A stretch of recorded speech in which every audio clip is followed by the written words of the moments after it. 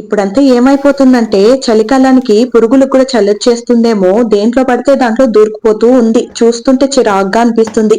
అందుకే ఈరోజు డబ్బా బాగా కడిగి రవ్వను నింపి అందులో 2 లవంగాలు వేశాను. ఎలా వస్తారో చూస్తాను రండి అనేలాగా. కోపం వస్తుంది కదా!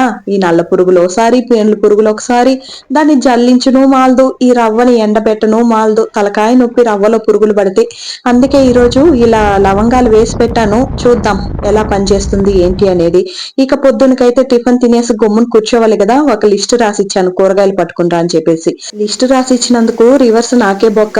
నడు నడు నువ్వు కూడా రా, కూడా నువ్వు కూడా ఉంటే బాగుంటుందని చెప్పేసి ఐస్ పెట్టి మరి మా ఆయన తోడుకుని వెళ్ళిపోయారు కూరగాయలు కొనడానికి. మనం వెళ్తే కూరగాయలు మాత్రం కొంటామా ఏంటి?